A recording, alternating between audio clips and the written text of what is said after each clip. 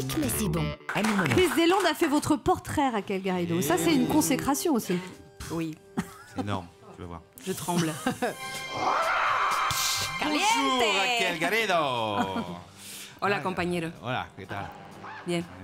Raquel... Il peut pas dire plus, hein, il peut pas. 12 ans d'espagnol. Moi aussi, je parle espagnol, hein, tortilla, Sanchez. vino tinto de la casa, Una caña, muy una bien. cañecita. Vamos a la playa. bacalao.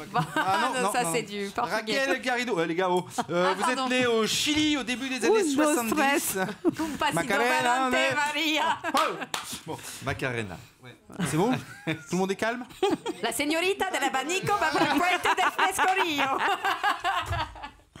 Bon, pour ceux qui prendraient l'émission en cours, on reçoit, c'est une émission politique, on reçoit Raquel Sponsorisé Garrido. par Berlitz. Alors, Raquel, vous êtes née au Chili au début des années 70. Ah, le Chili des années 70, c'était Disneyland pour les gens de gauche.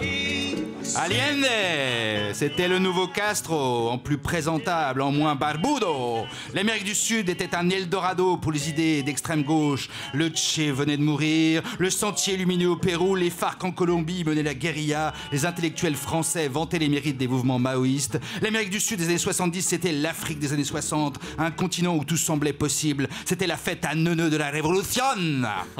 Malheureusement, l'expérience chilienne tournera court et Allende sera victime d'un coup d'État téléguidé par la CIA et remplacé par la junte du général Pinochet. Là, votre vie prend un tour Enrico Macias, puisque vous devez quitter votre maison et votre pays.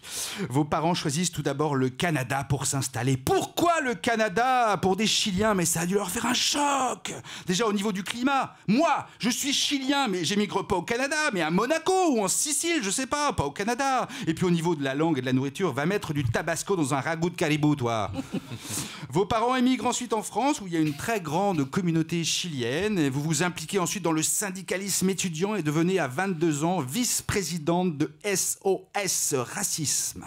Moi, à 22 ans, j'étais plus SOS Soirée au bain-douche que SOS Racisme. Raquel Garrido, vous êtes une insoumise depuis toujours. Et je n'ose imaginer le nombre d'heures que vous avez passé en nager à discuter de la fin du capitalisme sauvage et des conséquences monstrueuses de la mondialisation. Je vous imagine mégaphone en main dans des amphis bondés, peuplés de zadistes à bonnets péruviens, de profs d'éco à la retraite et de fans de Manu Chao. Le tout sous fond de Djembé. Moi, je vous admire. Bon, je caricature un peu, mais je connais mal l'extrême gauche, très très mal même. Quand j'étais ado, j'ai bien couché une fois avec une militante à la fête de l'UMA, mais c'est tout. Et pour le coup, c'était plutôt moi qui étais le plus gauche et le moins extrême.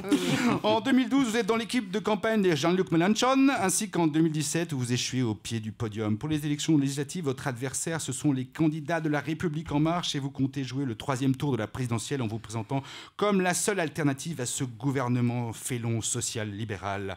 C'est vrai qu'une cohabitation Mélenchon-Macron, ce serait sportif et inédit. Et qui sait, peut-être que devant moi, que devant nous, nous avons la future ministre de la Justice populaire. Alors, je ne vais pas trop faire le malin, je ne veux pas finir en camp de travail.